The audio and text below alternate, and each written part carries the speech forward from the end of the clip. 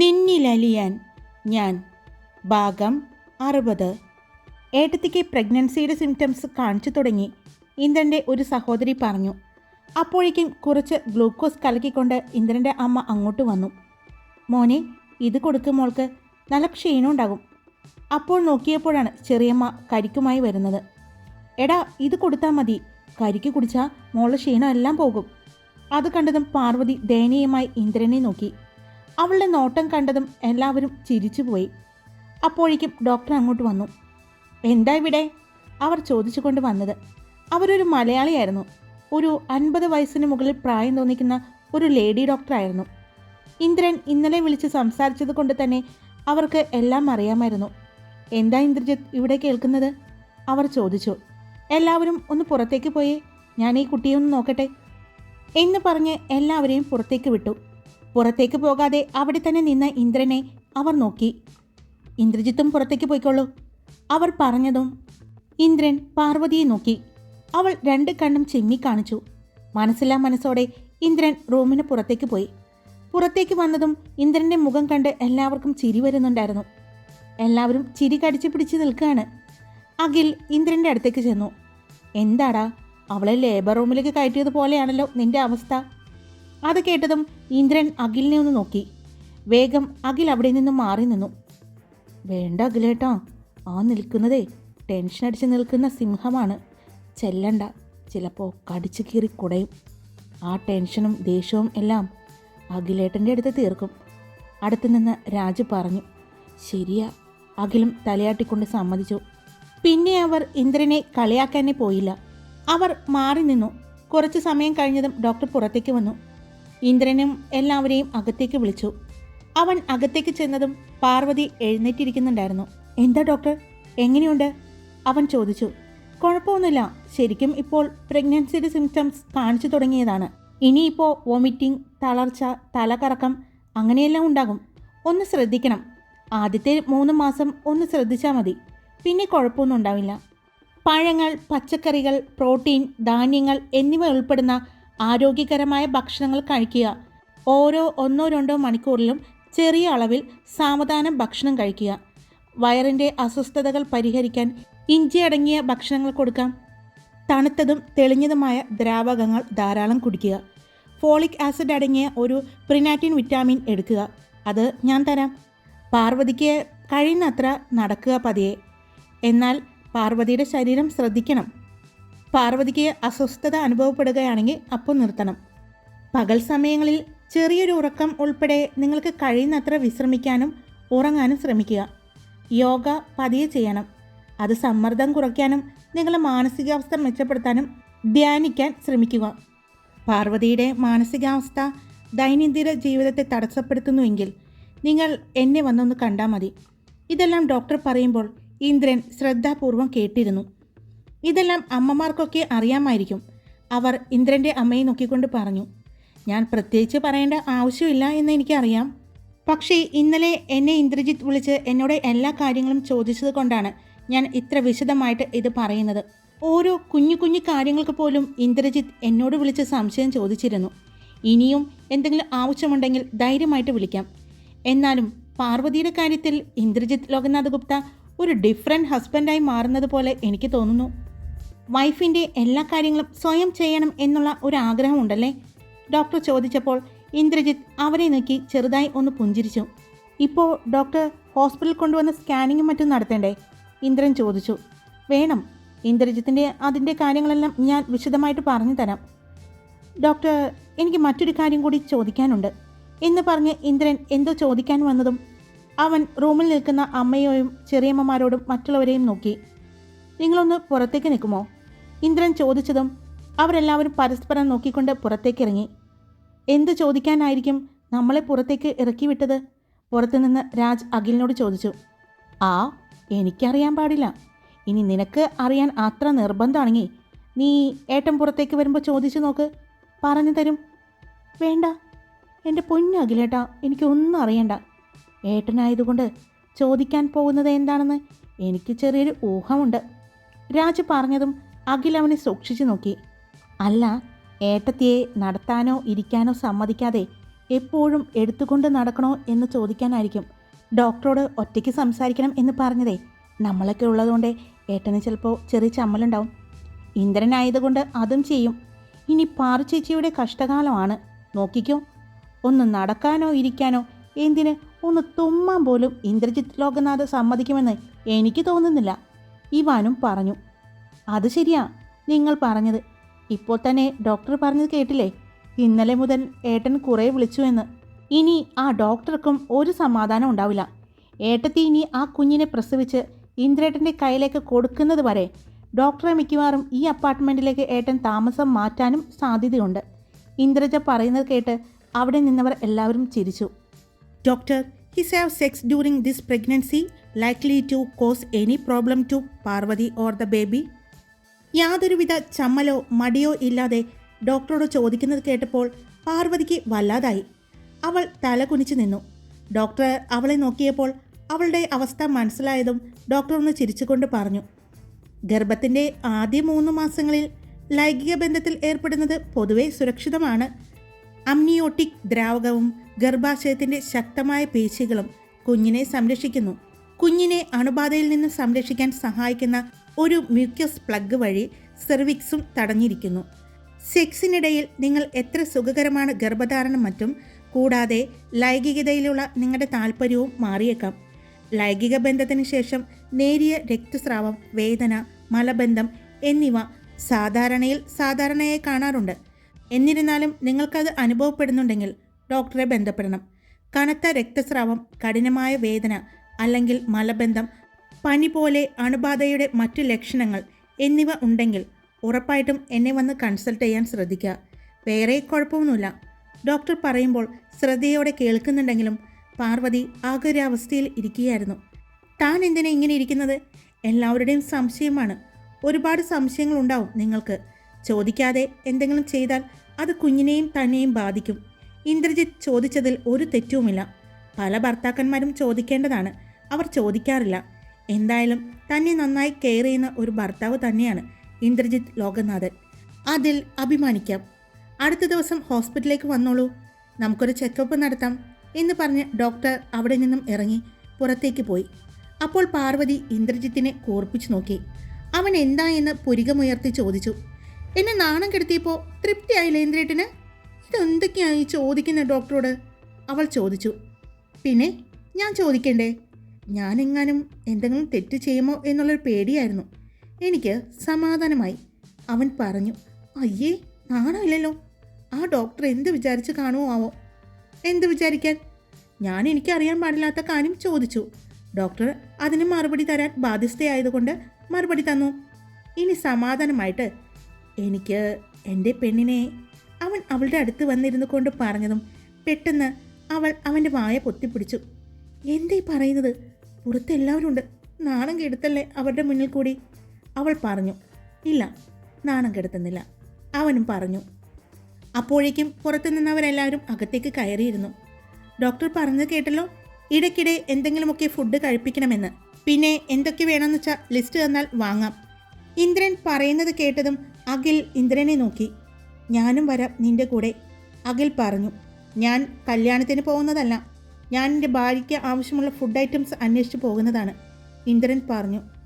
എടാ മോനെ, അതിൻ്റെ ആവശ്യമില്ല. എല്ലാം കൂടി ഒരുമിച്ചൊന്നും കൊച്ചിന് കഴിക്കാൻ പറ്റില്ലല്ലോ. അതുകൊണ്ട് ആവശ്യത്തിനുള്ള സാധനങ്ങൾ ഫ്രഷ് ആയിട്ട് തന്നെ നമുക്ക് മേടിപ്പിക്കാം, അമ്മ പറഞ്ഞു. അല്ല, അടുത്ത ദിവസം നടക്കുന്ന ഫംഗ്ഷന് പാർവതി മോൾക്ക് എത്താൻ പറ്റുമോ? ക്ഷീണം ഉണ്ടാവില്ലേ? ഇന്ദ്രൻ്റെ അമ്മ ചോദിച്ചു. ഒരു കുഴപ്പമില്ല, ഞാൻ നോക്കിക്കോളാം. ഞാൻ അവിടെ ഉണ്ടാകും. ഇപ്പോൾ കുറച്ചു നേരം അവളൊന്ന് കിടക്കട്ടെ. അവൻ പറഞ്ഞതും എല്ലാവരും അവളെ നോക്കി പുറത്തേക്ക് പോയി. ഇന്ദ്രൻ്റെ റൂമിലെ ഫ്രിഡ്ജിൽ എല്ലാ ഫ്രൂട്ട്സ് ഐറ്റംസും എല്ലാ ഫ്രഷ് ആയിട്ടുള്ള ജ്യൂസുകളും കൊണ്ടുവന്ന് വയ്ക്കാൻ പറയണം, എത്രയും പെട്ടെന്ന്. അത് നന്നായി പാക്ക് ചെയ്ത് വേണം കൊടുക്കാൻ, ഒരു കംപ്ലൈൻറ്റും വരരുത് എന്ന് പറഞ്ഞ് ഇന്ദ്രൻ്റെ അമ്മ സ്റ്റാഫിന് ഓർഡർ കൊടുത്തു.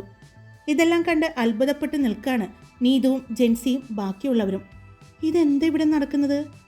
അവളെ ഇനി അനങ്ങാൻ സമ്മതിക്കുമെന്ന് എനിക്ക് തോന്നുന്നില്ല. കെയറിങ് കൊണ്ട് നമ്മുടെ പാറുവിന് വട്ടുപിടിക്കാതിരുന്നാൽ മതി, നീതു പറഞ്ഞു.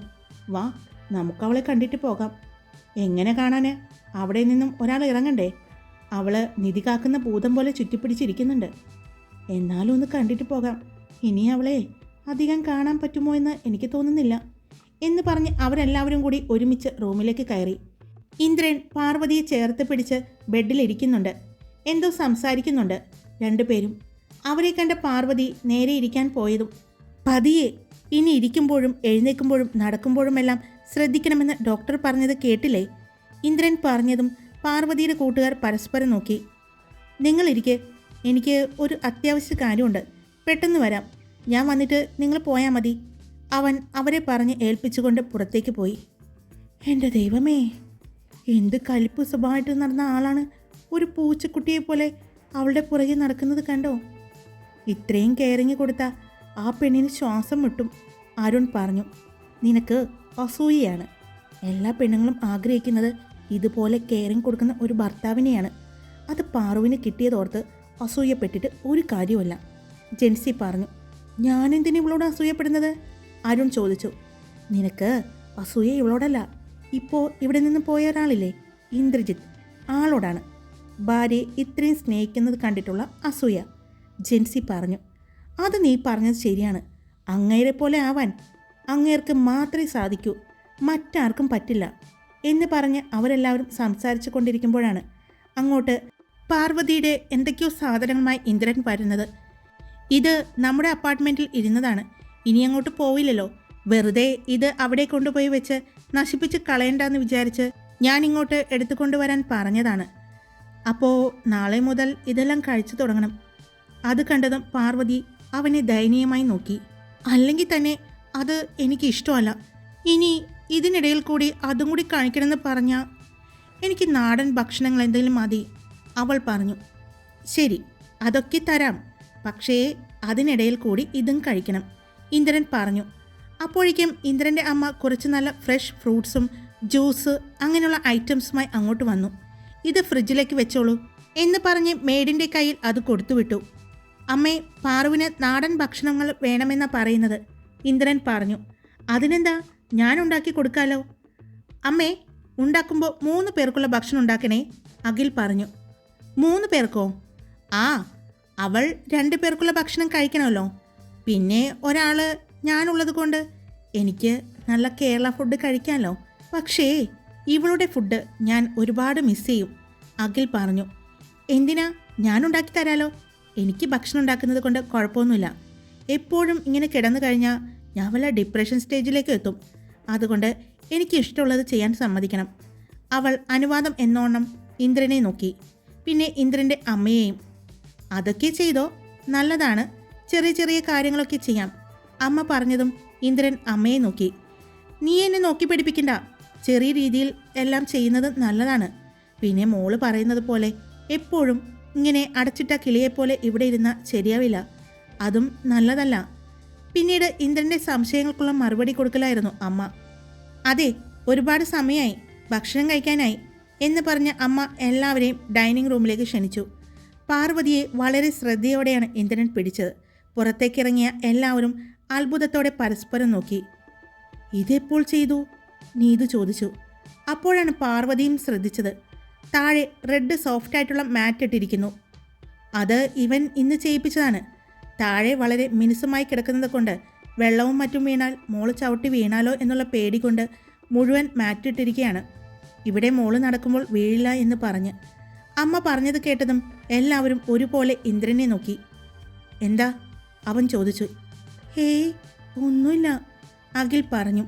അപ്പോഴേക്കും എല്ലാവരും ഭക്ഷണം കഴിക്കാൻ ഡൈനിങ് റൂമിൽ എത്തിയിരുന്നു.